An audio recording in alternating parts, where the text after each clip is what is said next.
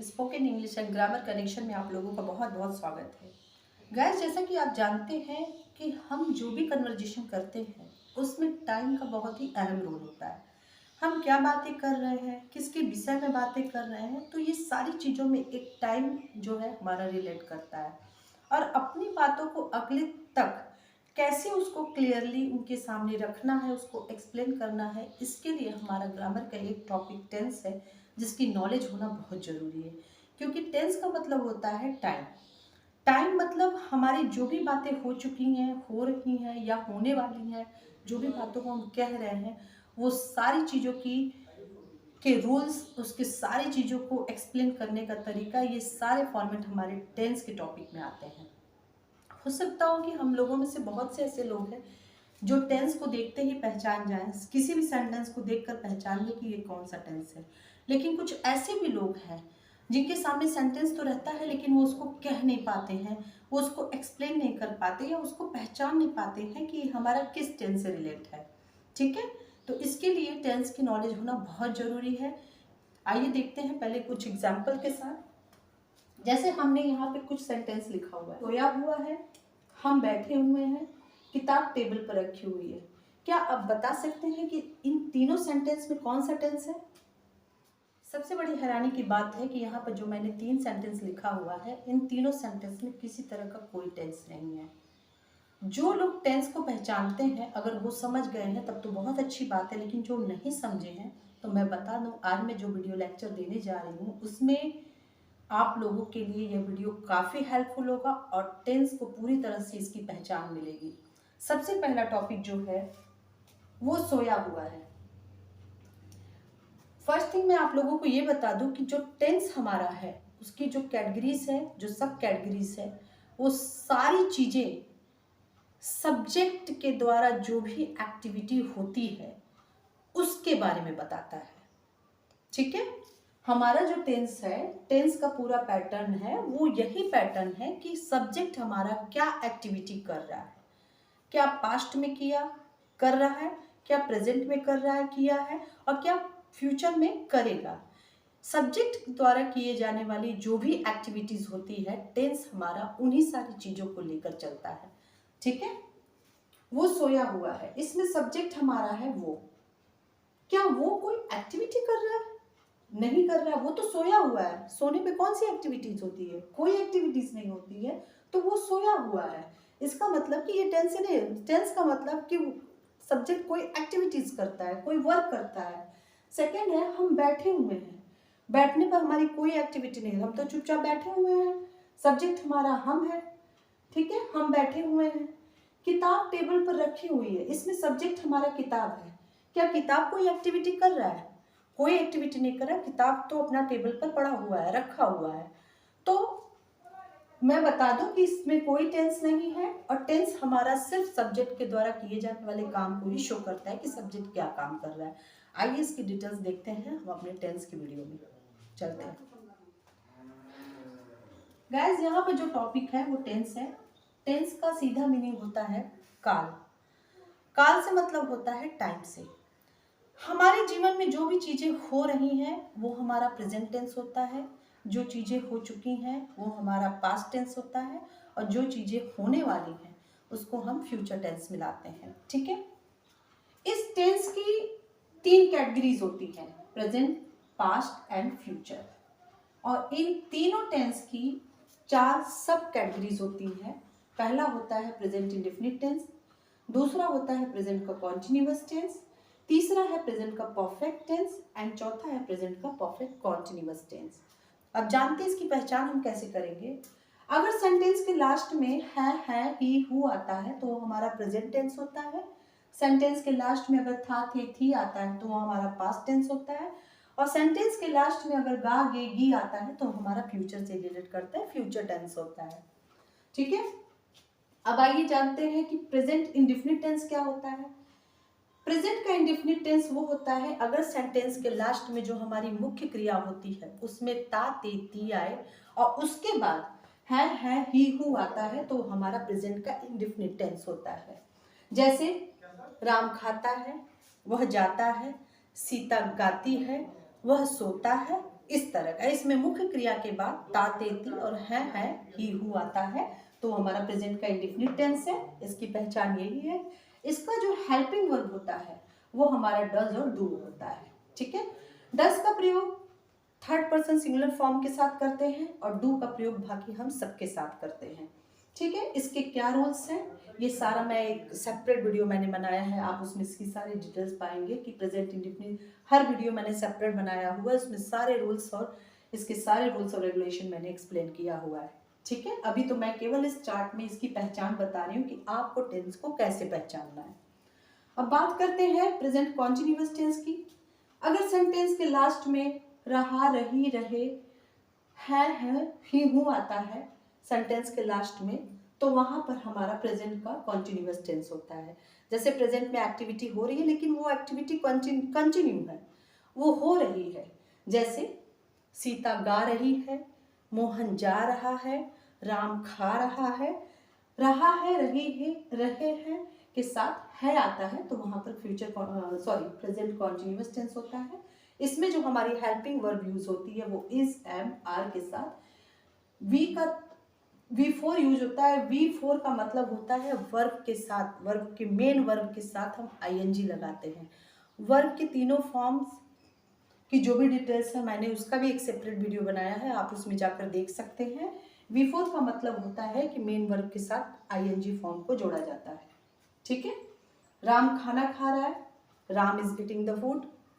वह गा रही है, शी इज सिंगिंग। सीता खेल रही है, शी इज प्लेइंग। तो इसमें जो इज, एम, आर है, इज का प्रयोग थर्ड पर्सन सिंगुलर फॉर्म के साथ, एम का प्रयोग आई के साथ और आर का प्रयोग बाकी सबके साथ हम करते हैं। ठीक है, इसके लिए भी मैंने एक सेपरेट वीडियो बनाया हुआ है जिसमें फर्स्ट पर्सन, सेकंड पर्सन और थर्ड पर्सन के साथ singular subject and plural subject की भी डिटेल्स आप उसमें जाकर देख सकते हैं। ठीक है, अब आते हैं प्रेजेंट के परफेक्ट टेंस पे। जिस भी सेंटेंस के लास्ट में चुका है, लिया है, ली है, दिया है, खाया है, पिया है, मतलब जो भी क्रिया हो चुकी है उसके बारे में बातचीत कर रहा है, तो वहां पर हम प्रेजेंट का परफेक्ट टेंस यूज करते हैं। इसका हेल्पिंग फॉर्म होता है, हेल्पिंग वर्ब होता है हैज और हैव। हैज और हैव के साथ हम वर्ब की थर्ड फॉर्म का यूज करते हैं। जैसे वह खाना खा चुका है, मैं गा चुका हूँ, मैं सो चुका हूँ, मैंने खा लिया है, उसने पी लिया है। ठीक है, जो एक्टिविटी हो चुकी रहती है उसी में हम प्रेजेंट का ये परफेक्ट टेंस यूज करते हैं। थर्ड पर्सन सिंगुलर के साथ आप हैज का यूज करेंगे, हैव का यूज बाकी सबके साथ करेंगे और वर्ब की थर्ड फॉर्म का यूज करते हैं। ठीक है, अब आते हैं चौथे सब कैटेगरीज पे। ये प्रेजेंट का परफेक्ट कॉन्टिन्यूअस टेंस है। जैसा कि आप यहाँ भी देख रहे हैं, रहा, रही, रहे हैं, रहा, रही, रहे हैं, सेम पैटर्न है। लेकिन इन दोनों में ये डिफरेंस है कि ये समय के साथ से के लिए इसमें बताया गया है। अगर कोई भी ऐसा सेंटेंस या कोई भी हम एक्टिविटी या वर्क अगर हम समय को रिलेट करते हुए कर रहे हैं, जैसे वह सुबह से खा रहा है, वह सुबह से नाच रही है, सीता सुबह से पढ़ रही है, मतलब एक टाइम को लेके चला है। जहां पर टाइम को लेके चलता है उसके साथ रहा है, रही है, रहे आता है, वहां पर हम प्रेजेंट का परफेक्ट कॉन्टिन्यूअस टेंस उसको मानते हैं और उसके साथ जो हेल्पिंग वर्ब यूज की जाती है वो हैज, हैव प्लस बीन के साथ वर्ब की फोर्थ फॉर्म जैसे मेन वर्ब के साथ आईएनजी को हम जोड़ते हैं। इसमें समय के साथ की बात हुई है तो यहाँ पर सिंस और फॉर समय के लिए यूज करेंगे। सिंस का कहाँ यूज करते हैं, फॉर का कहाँ यूज करते हैं, इसका भी मैंने एक सेपरेट वीडियो बनाया है, आप उस पर जाकर देख सकते हैं। सबसे पहली चीज कि ये जो मैंने चारों बताया है ये चारों की यही पहचान है। जैसे कि इंडेफिनिट टेंस का does, do helping verb, continuous का is, am, are helping verb, perfect का हैज और हैव और परफेक्ट कॉन्टिन्यूअस का हैज, हैव प्लस बीन। चूंकि टाइम के साथ ये रिलेट है तो बीन इसका यूज होगा और प्लस V4 का यूज करते हैं। ठीक है, अब आते हैं पास्ट पे। जैसा कि हम सभी जानते हैं कि अगर था, थे, थी का यूज होता है तो वहां पर हम पास्ट टेंस मानते हैं, कोई चीज हो चुका रहता है तो। अब जैसे लेकिन कुछ ऐसे भी सेंटेंस होते हैं जिसमें था थे थी नहीं भी आए तो भी हम पास्ट का यूज करते हैं।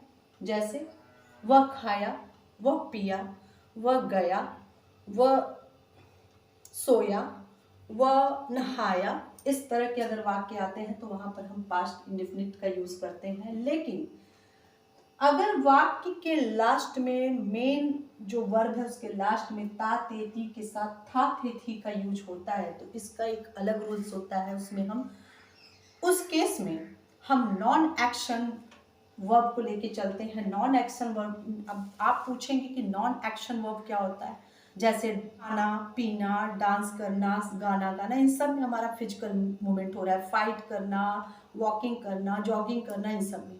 लेकिन नॉन एक्शन वर्ब ऐसे होते हैं जिसमें हमारा कोई फिजिकल मूवमेंट नहीं होता है। जैसे लव, क्या लव में हमारा कोई फिजिकल मूवमेंट हो रहा है? हेट, थिंक, इस तरह के अंडरस्टैंड, इस तरह के जो भी नॉन एक्शन वर्ब होते हैं उसके साथ अगर लास्ट सेंटेंस में ता ते ती था थे थी आता है तो उसका एक अलग ही फॉर्म यूज होता है जिसमें वुड या हम यूज टू का यूज करते हैं। उसको भी मैं आगे अपने सेपरेट वीडियो में आप लोगों को बताऊंगी कि इसका कैसे यूज करते हैं। फिलहाल पास्ट इंडेफिनिट टेंस में जब खाया पिया गया नाचा कूदा इस तरह के वाक्य आते हैं तो वहां पर हम पास्ट वर्ब की सेकंड फॉर्म का यूज करते हैं, प्लस इसका हेल्पिंग जो वर्ब होता है वो डिड होता है। इस डिड का यूज हम नेगेटिव सेंटेंस में करते हैं, पास्ट इंडेफिनिट के नेगेटिव सेंटेंस में करते हैं। और ये फर्स्ट पर्सन हो चाहे थर्ड पर्सन हो चाहे सेकंड पर्सन हो, सबके साथ हम डिड का ही यूज करेंगे।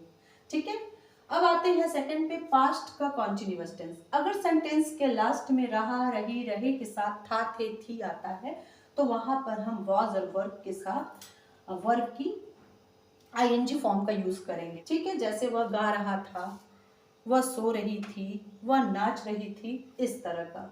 ठीक है, अब आते हैं पास्ट के परफेक्ट टेंस में। इसमें भी सेम यही टॉपिक, जिस भी सेंटेंस में चुका, लिया, ली, था थे थी का यूज होता है वहां पर हम हैड के साथ वर्ब की थर्ड फॉर्म का यूज करते हैं। इसकी यही पहचान है। जैसे वह गाना गा चुका था, वह खाना खा लिया था, वह पानी पी चुकी थी, उसने पानी पी लिया था, इस तरह के अगर वाक्य आते हैं तो वहां पर हम पास्ट का परफेक्ट सेंटेंस यूज करेंगे। ठीक है, अब आते हैं पास्ट के परफेक्ट कॉन्टिन्यूअस टेंस पे। सेम वही, रहा रही रही के साथ था थे थी का यूज, लेकिन इसमें समय के साथ हम से के लिए सिंस और फॉर का यूज करेंगे। और इसमें जो हमारा हेल्पिंग वर्ब है वो हैड बीन के साथ वर्ब की फोर्थ फॉर्म का मतलब आईएनजी फॉर्म का यूज हुआ है। तो मैंने देखा पास्ट इंडेफिनिट में हेल्पिंग वर्ब यूज हुआ है, डिड हुआ है। पास्ट कॉन्टिन्यूअस में वॉज वर्ब के साथ वर्ब की आईएनजी फॉर्म का यूज हुआ है। पास्ट परफेक्ट टेंस में हैड के साथ वर्ब की थर्ड फॉर्म का यूज हुआ है।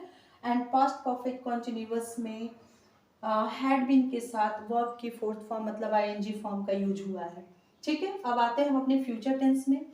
किसी भी टेंस में अगर सेंटेंस में मुख्य क्रिया के लास्ट में गा गे गी आता है तो वहां पर हम उसको फ्यूचर मानते हैं। और सारा चाहे फर्स्ट पर्सन हो, सेकंड पर्सन हो, थर्ड पर्सन हो, सबके लिए हम विल फॉर्म का यूज करेंगे। पहले शैल फॉर्म का होता था लेकिन अब इसका यूज नहीं होता, अब इसको केवल मोडाइल्स में हम यूज करते हैं। ठीक है, तो जैसे वह गाएगा, वह खाएगा, ये हमारी फ्यूचर की बातें हो रही है। वह नाचेगा, इस तरह की अगर एक्टिविटीज होती है तो उसके लिए विल का हम यूज करते हैं। लास्ट में आ रहा है गागेगी वर्ब की फर्स्ट फॉर्म के साथ। ठीक है, अब फ्यूचर कॉन्टिन्यूअस टेंस सेम वही, जैसे रहा रही रहे है, रहा रही रहे था, वैसे इसी तरह रहा रही रहे होगा। फ्यूचर में जो एक्टिविटीज होगी कंटिन्यूटी में उसको हम वहां पर helping verb will have plus verb की आईएनजी फॉर्म के साथ यूज करेंगे। जैसे वह गा रहा होगा, वह खा रहा होगा, वह पी रही होगी, इस तरह का। ठीक है, अब आता है फ्यूचर का परफेक्ट टेंस। इसमें भी चुका, लिया, ली के साथ होगा, होगी का यूज होगा। जैसे वह खाना खा लिया होगा, ये फ्यूचर की बात हो रही है। वह पानी पी लिया होगा, वह जा चुका होगा, इस तरह का। तो इसमें जो हेल्पिंग वर्ब यूज करेंगे विल हैव के साथ वर्ब की थर्ड फॉर्म का यूज करेंगे। ठीक है, अब लास्ट हमारा जो टेंस है उसकी सब कैटेगरीज है फ्यूचर परफेक्ट कॉन्टिन्यूअस।